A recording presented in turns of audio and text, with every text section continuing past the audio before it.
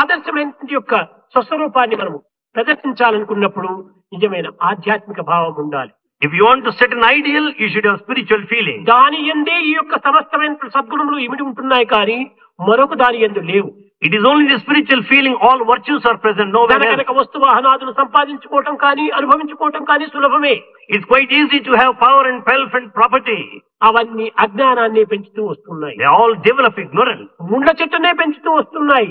They develop that which is present. ఒక నైతికము ధార్మికము ఆధ్యాత్మికమైనటువంటిది పండ్ల చెట్టును అభివృద్ధి పరుస్తాయి.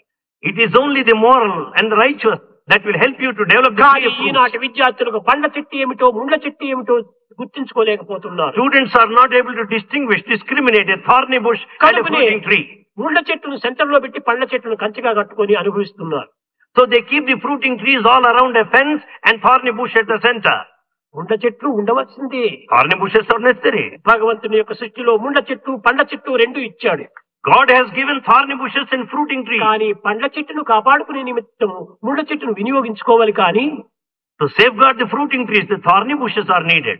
ముండ్ల చెట్టును సెంటర్ లో పెట్టి పండ్ల చెట్టును పాడు చేసుకోవటము ఇది అజ్ఞానమే. To keep the thorny bush at the center and fruiting trees around is ignorance. Spirituality అంటే ఏమిటి? What do you mean by spirituality? మనం ఒక ప్రేమతత్వాన్ని పెంచుకోవాలి. Spirituality, the spirituality is the one that helps us to develop love. కనుక ప్రేమతత్వాన్ని పెంచుకోండి. So develop love.